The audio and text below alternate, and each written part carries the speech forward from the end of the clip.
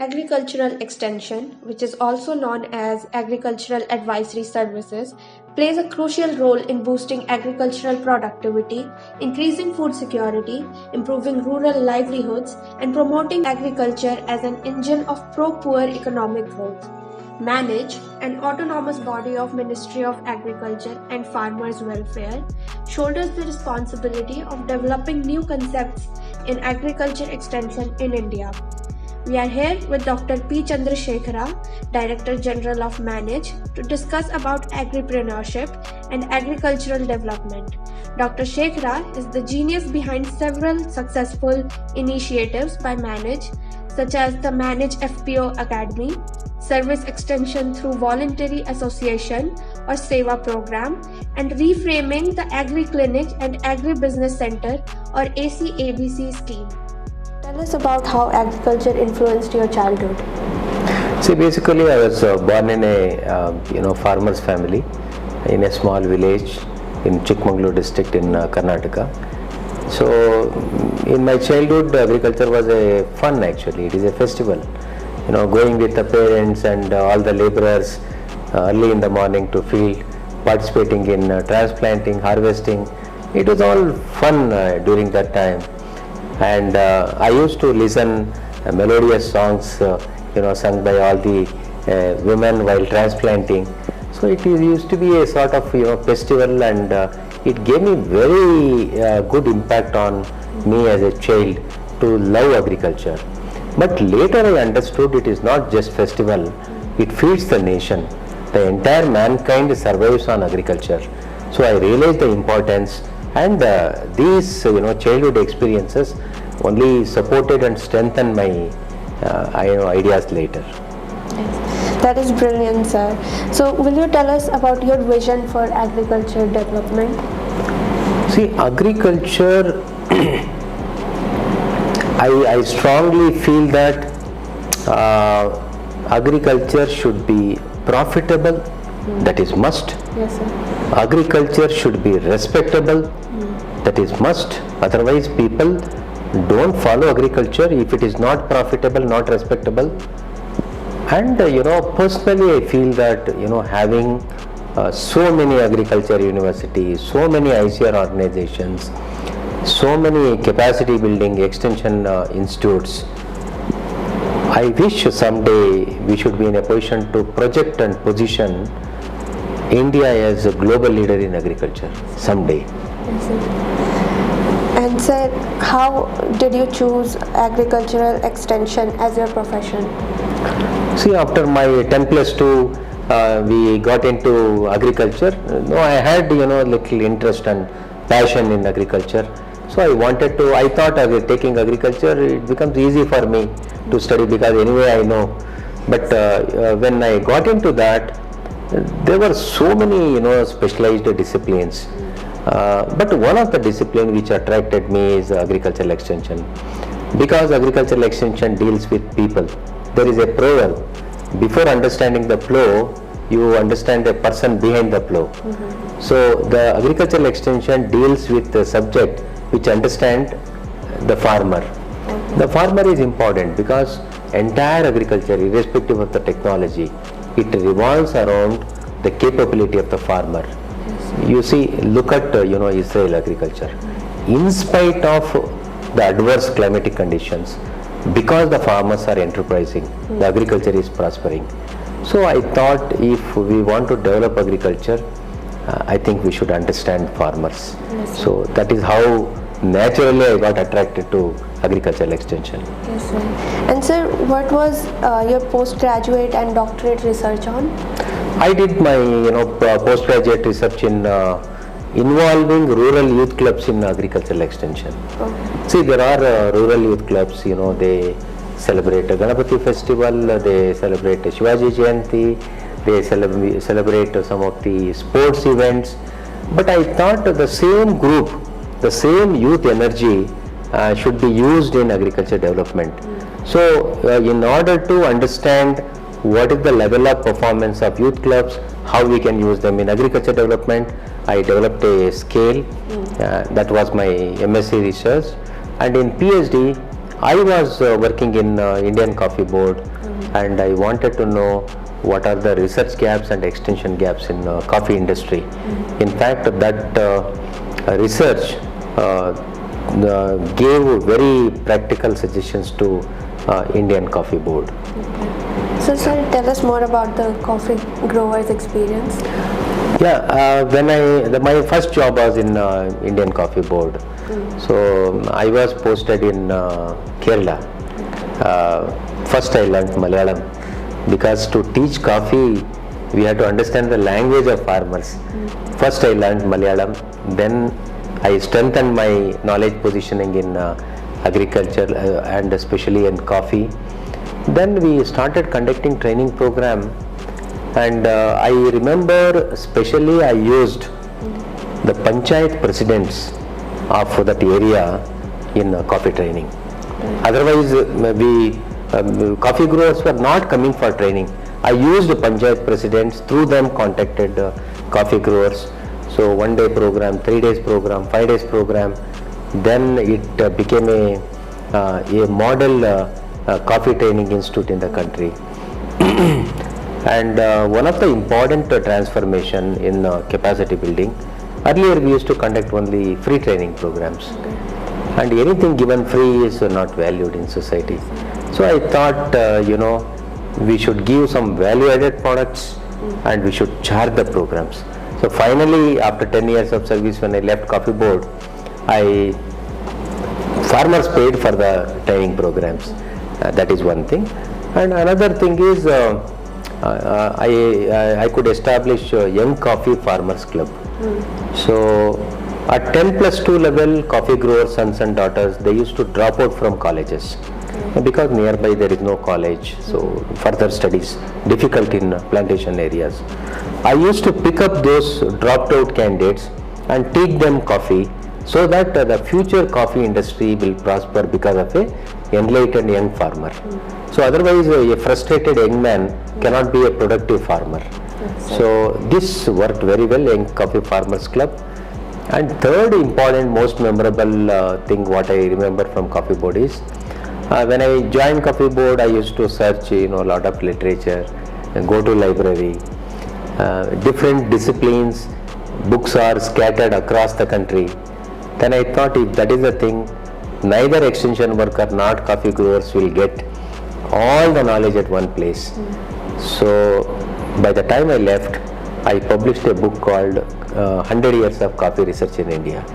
So 1200 coffee research I brought on a single platform, and that book is now available with Coffee Board. And people need not go to different places for searching knowledge. In single book, everything is available. And that was most satisfying thing. I always feel happy. Yes. So sir, how was Atma conceived and implemented in India? Extension must change when the farmers change, when the agriculture change. Otherwise, extension is in question, it is in danger. So in order to bring reforms in extension, Agriculture Technology Management Agency, that concept was introduced and managed, and we worked with the World Bank. We pilot tested in 7 states and 29 districts, and 2003 it was upscaled to 252 districts and later to the entire country. So here we are talking about new concepts like bottom-up planning, decentralized decision making, linking farmers to market, public-private partnership, gender mainstreaming, ICT application in agricultural extension. Even we went one step ahead and we talked about beneficiary contribution in extension activities. See, that is paid extension. So these are all some of the new things we talked, and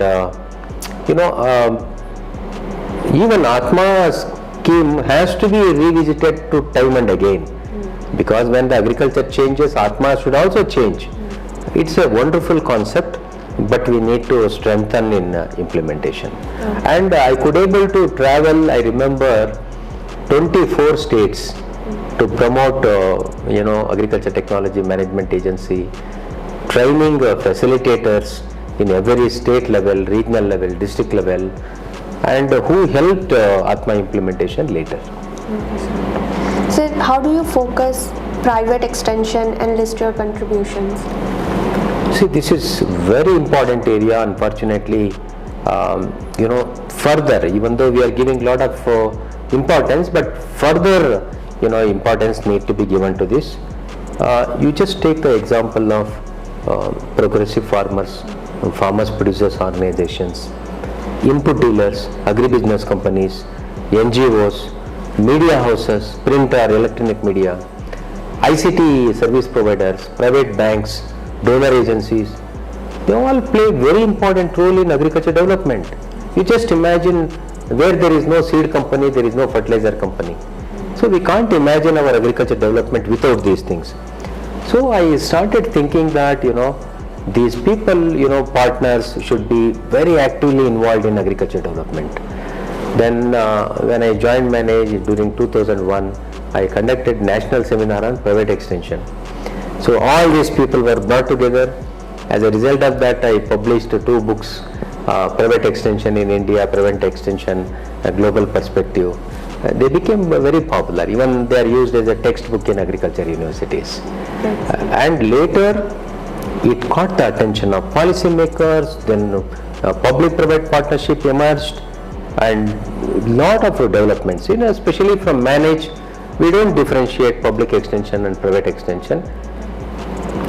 Depending on the relative strength of the partner, we try to enhance the contribution of these people for agriculture development. And sir, how PPP is required? What is Hoshangabad model? Yeah, so public-private partnership is very important, because if you say public extension, it has some strength. So large network of manpower, it covers agriculture, horticulture, animal husbandry, but profit orientation is not there. See, value addition, export, profit orientation, agriculture logistics, these things were left out from public extension then 2002. Then I thought, we have to bring 360-degree development in agriculture. For that, not only public extension, even private extension service providers also should join hands. So Dhanuka group of pesticides and agriculture department Madhya Pradesh with the association of MANAGE, I was taking lead from our side. We worked out an MOU. What is the responsibility of agribusiness company? What is the responsibility of agriculture department, and how MANAGE should facilitate? So that was implemented, and it got National Productivity Council Award consecutively for 2 years. I just give one example, what is the impact of Hoshangabad model. Earlier, farmers used to get soil testing based advisory services in 1.5 months. After this Hoshangabad model implementation, the time gap is reduced to 1 week. You give soil sample this week, next week they will get the results. Yeah, it is wonderful. I wish hundreds and hundreds of Hoshangabad models will emerge, ultimately benefiting farmers. Yes, sir. How do you think agripreneur development is required for agriculture development in the country? See, agripreneurship is very, very important, because today everyone realize, transforming agriculture into agribusiness, transforming farmer into agripreneur is very important. See, unless we treat agriculture as a business, and if you don't work out cost-benefit ratio, and only the culture part, agriculture, only culture part is not sufficient. The business part is very, very important. So, when more than 80,000 agriculture graduate diploma holders are coming out of agriculture universities, I think they should get job, preferably. If they don't get job, we should create enough interest by offering them incentives, attractive, programs, so that they will come and start their own business. So 2002, Government of India, initiated Agri Clinic and Agribusiness Center scheme.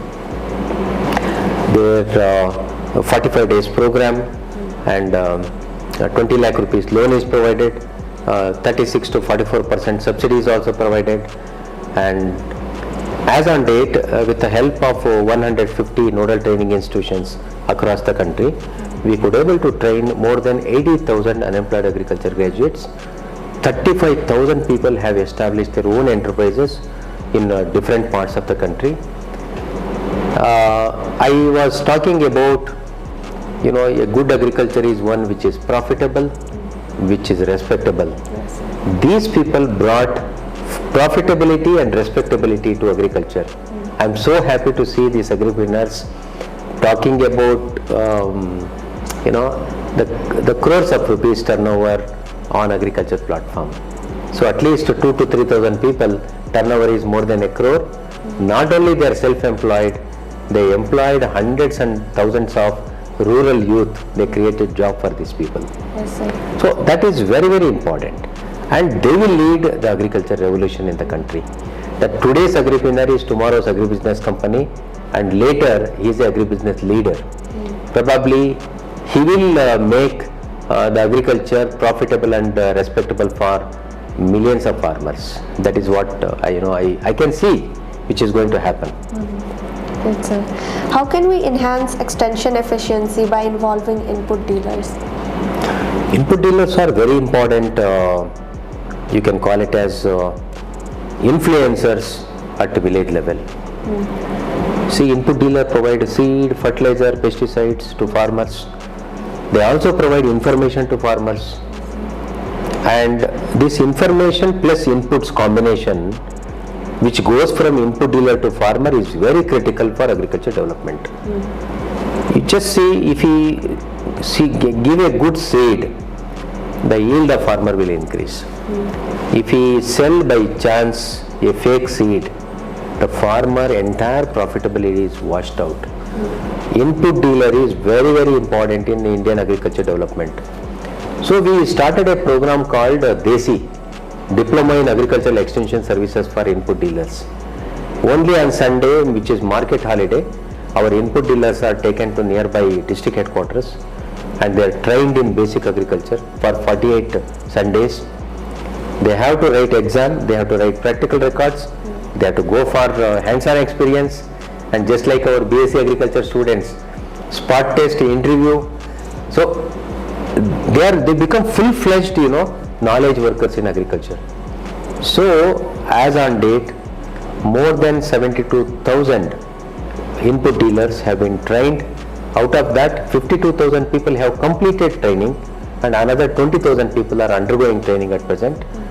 We are also working on the next generation concept called DESI 2.0. That is how we can link input dealers to university technology, so that even after training, on day-to-day basis they are updated and they will serve the farmers better.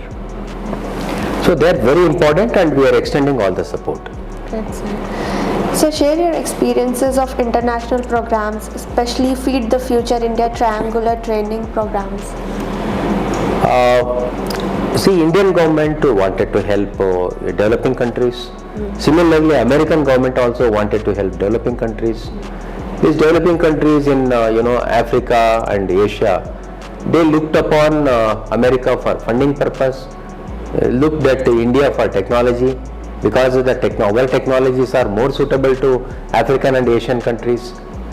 So a triangular program was conceived by USAID representing America, MANAGE representing India, and it is funded by USAID.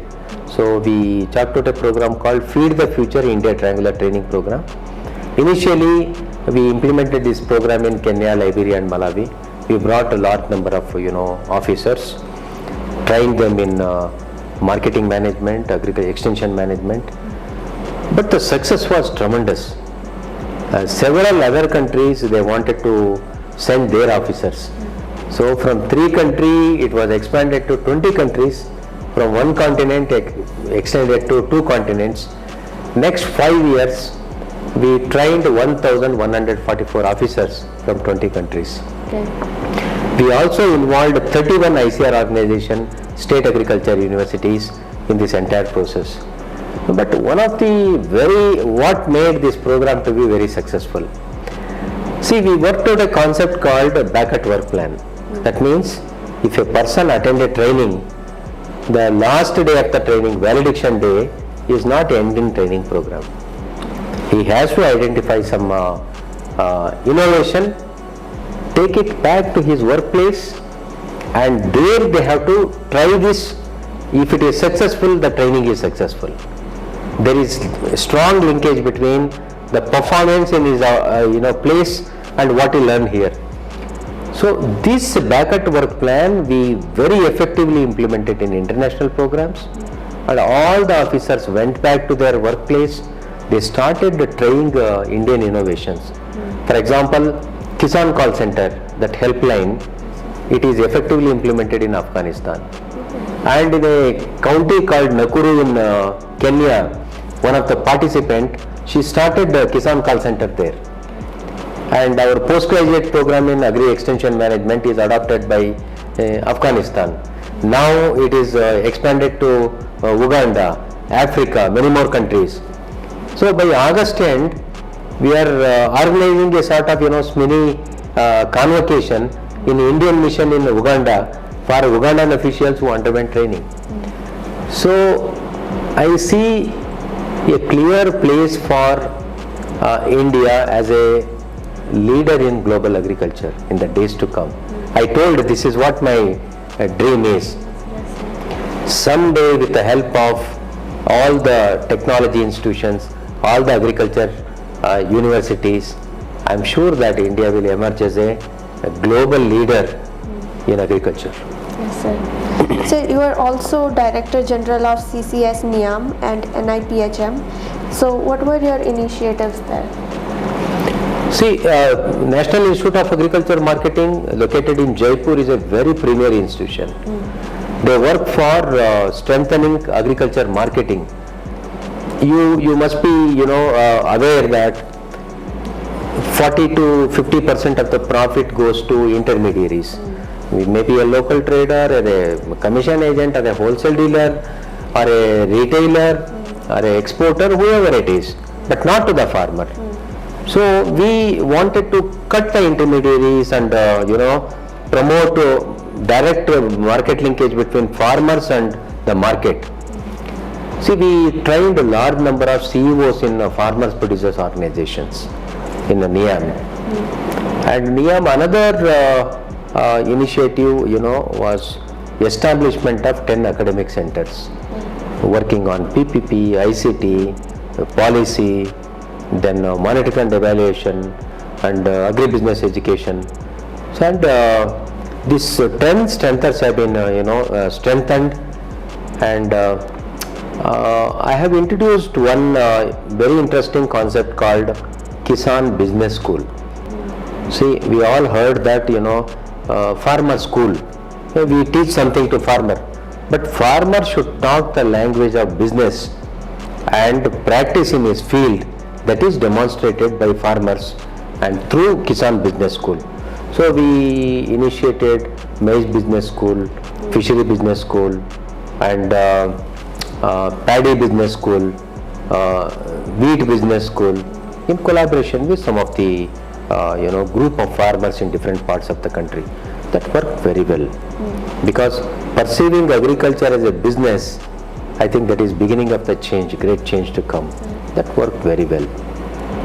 And of course, one of the flagship program of NIAM, National Institute of Agriculture Marketing, is postgraduate program in Agribusiness Management.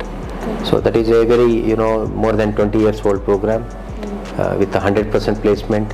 Industry linkage is very strong, and students learn from practitioners rather than academicians.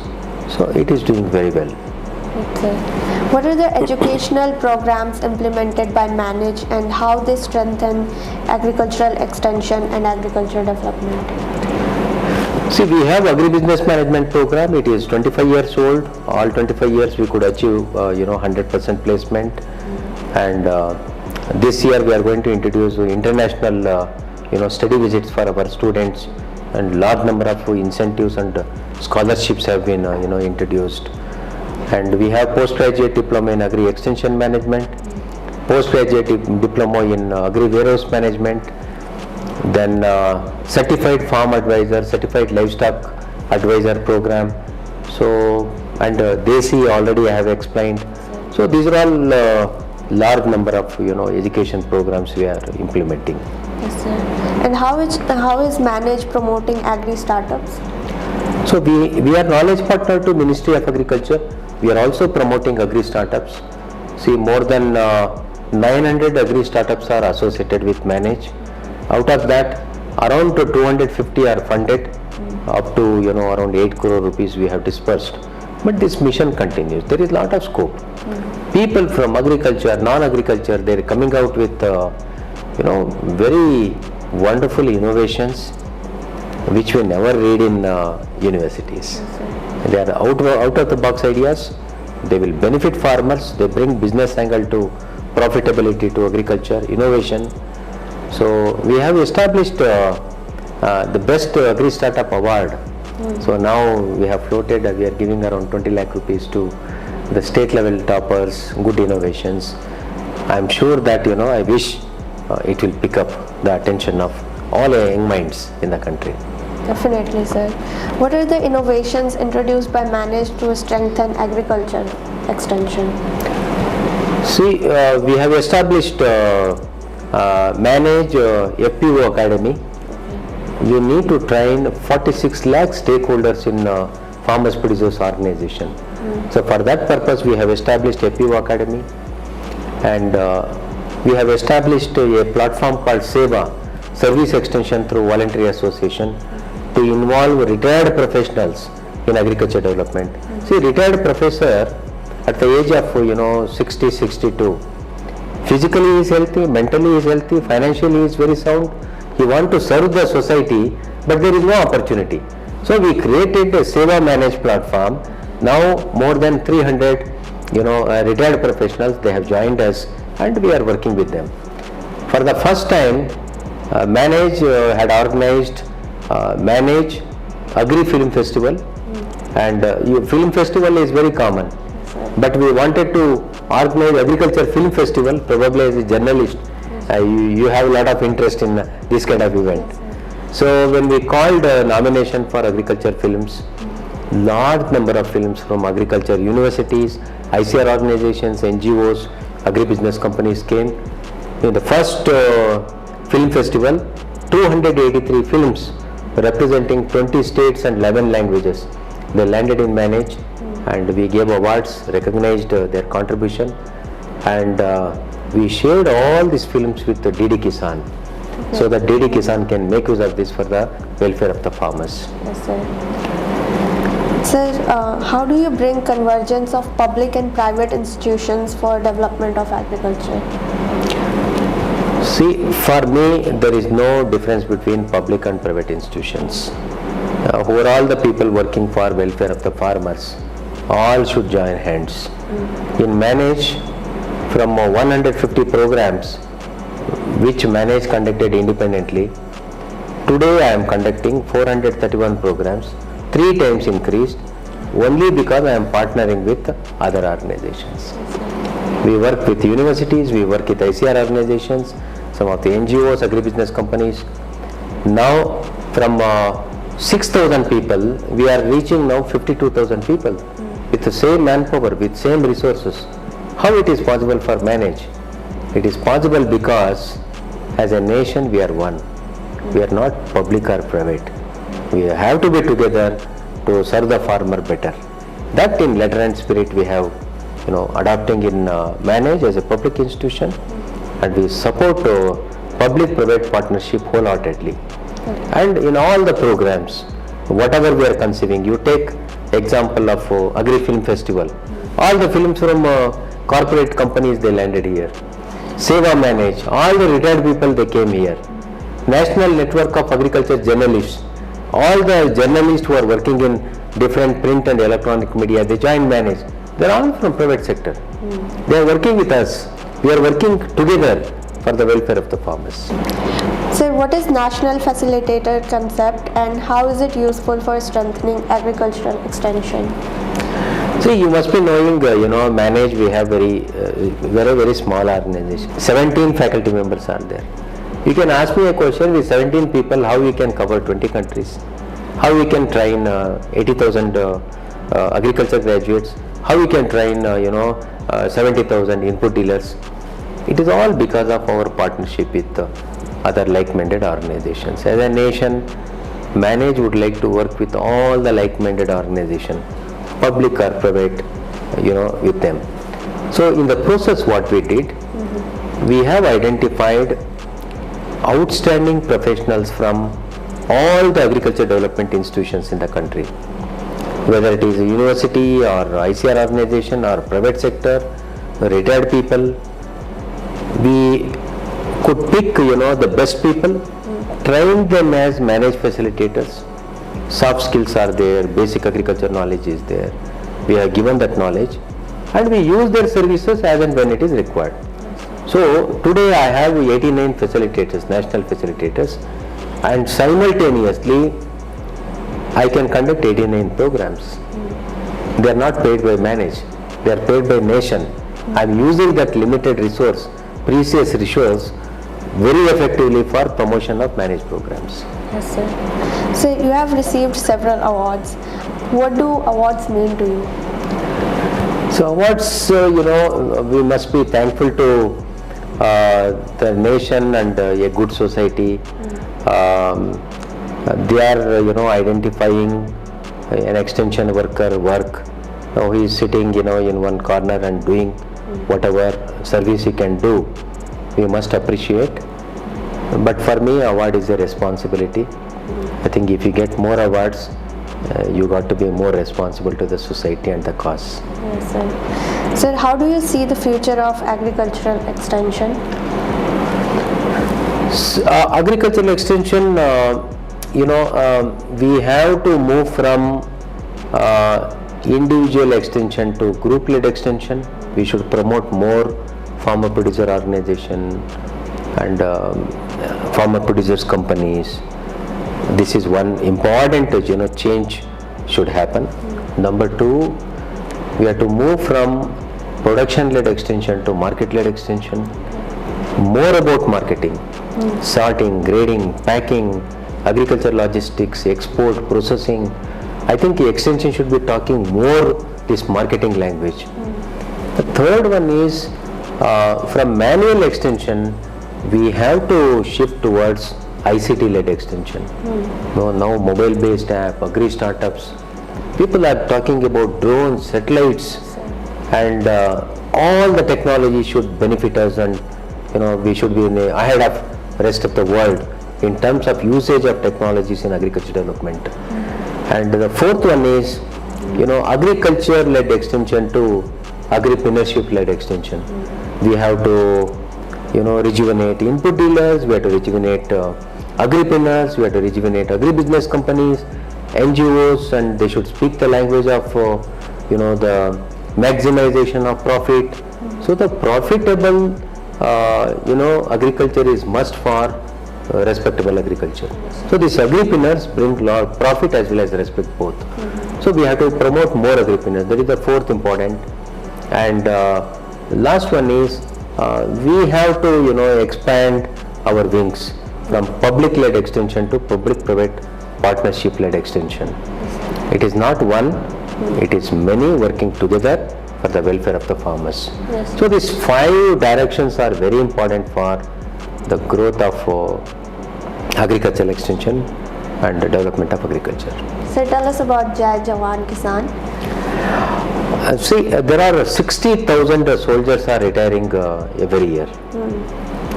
There was a study conducted which indicates that 80.6% of this ex-servicemen, they belongs to rural area and they would like to resettle in rural areas.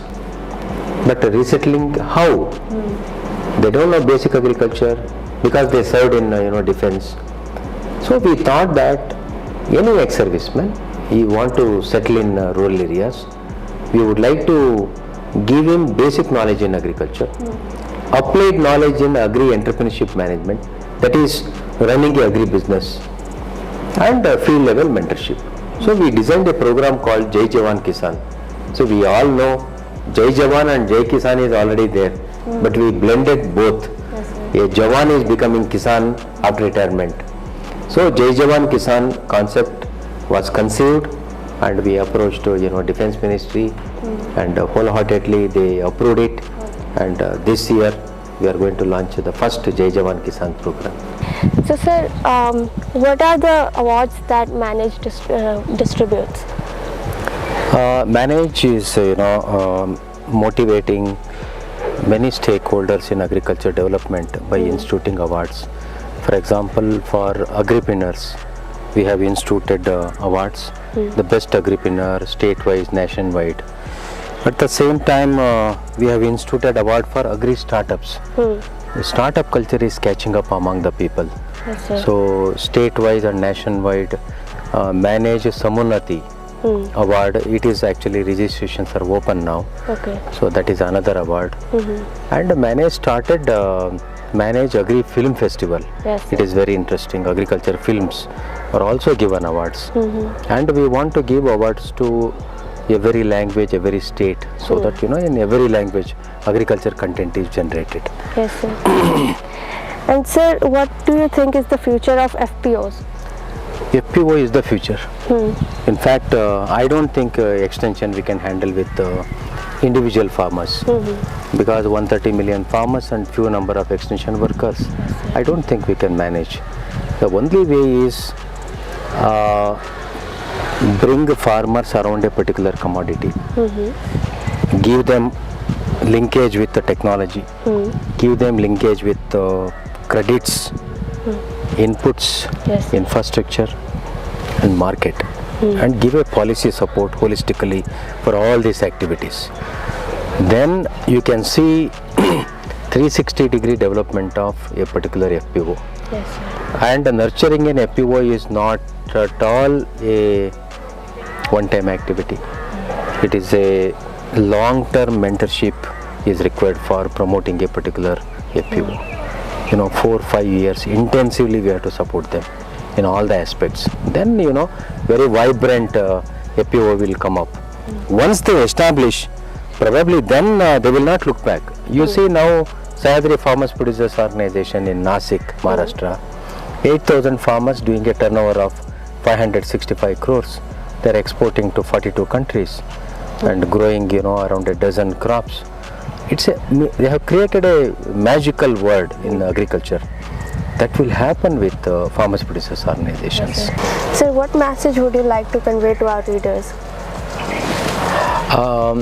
See, agriculture is very important actually, because food security is important for a nation. Yes, sir. So growing population need additional food production. Therefore, agriculture remains to be important as long as the mankind exists. That is one. But additional importance is also attached to agriculture.